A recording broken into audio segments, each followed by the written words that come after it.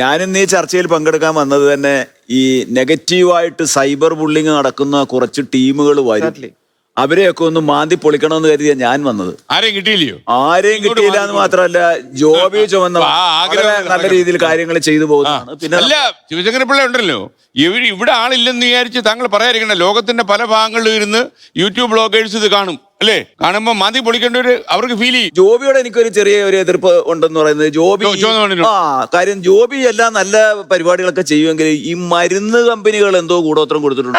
അതിലൊരു കാര്യമുണ്ട് ചേട്ടാ, ഞാൻ പറയുന്നത് മദ്യമാണെങ്കിൽ നമുക്ക് കഴിച്ചു നോക്കി അപ്പ അതിന്റെ എഫക്ട് പറയാൻ പറ്റും.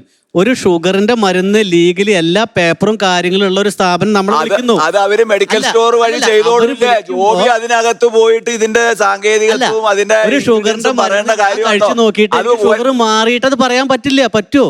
ഷുഗർ ഉണ്ട്. പക്ഷെ ഞാൻ പറയുന്ന ഒരേ ഒരു ചോദ്യം ഉള്ളൂ, നമുക്കൊരു ഭക്ഷണം കഴിച്ചു കഴിഞ്ഞാൽ നമുക്ക് അതിന്റെ രുചി കണ്ടറിഞ്ഞ് ഇത് കൊള്ളാം എന്ന് പറയാം. പക്ഷെ അത് ചെയ്തോ, അതിനകത്തല്ല വിഷയം.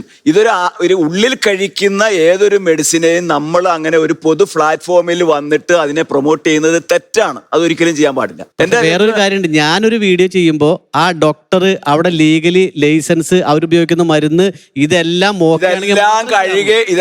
കഴുകി പാത്രത്തിലിട്ട് ഇത് ലേഖ്യമായിട്ട് വരുന്നത് വരെയുള്ള പ്രോസസ്സിങ് വരെ അവിടെ നിന്ന് ജോബി ചെയ്തിട്ടാണ് പുറത്തോട്ട് ഇറങ്ങുന്നത്. അങ്ങനെയാണെങ്കിൽ അത് ഒരിക്കലും സൗജന്യമായിട്ടൊന്നും ചെയ്യുന്നതല്ലല്ലോ. ഒരു സാമ്പത്തിക ലാഭം അതിന്റെ പിന്നിലില്ലേ?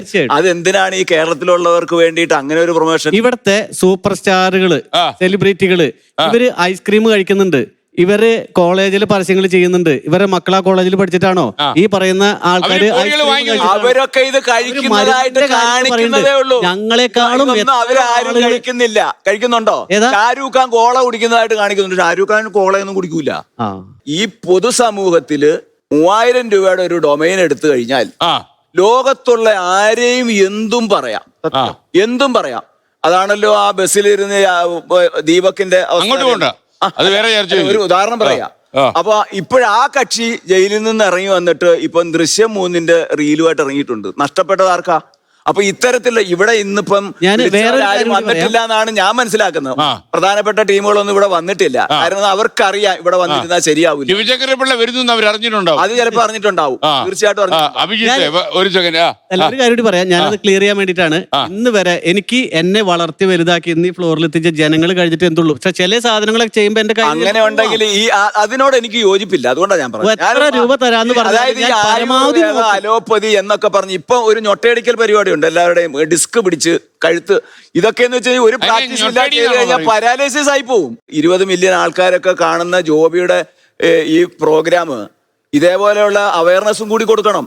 ഞാൻ ആ കുട്ടിക്ക് ഒരു ബിഗ് സല്യൂട്ട് കൊടുക്കും. കാര്യം അവളെ ചെറുപ്പം മുതൽ ഇവിടെ ഓരോ പ്രോഗ്രാമും ഞാൻ കണ്ടിട്ടുണ്ട്. ഈ കഴിഞ്ഞ ദിവസം നമ്മുടെ നന്ദനം ഫിലിമിലെ സകല കഥാപാത്രങ്ങളെ കവിയൂർ പൊന്നമ്മ മുതൽ ഇങ്ങോട്ട് ഒരു 8-10 പേരെ അവതരിപ്പിച്ചിട്ടുള്ള ഒരു പ്രോഗ്രാം ഉണ്ടായിരുന്നു. അടിപൊളിയായിട്ടുണ്ട്.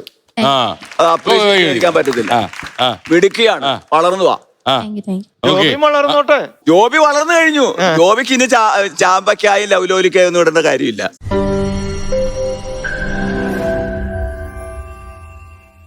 ലോകത്തെവിടെയായാലും ഏത് സമയത്തും 24 വാർത്തകളും ഓഗ്മെന്റഡ് റിയാലിറ്റി പാക്കേജുകളും എക്സ്പ്ലെയിനറുകളും വിശദമായി കാണാൻ ഞങ്ങളുടെ യൂട്യൂബ് ചാനൽ നിങ്ങൾക്ക് സബ്സ്ക്രൈബ് ചെയ്യാം.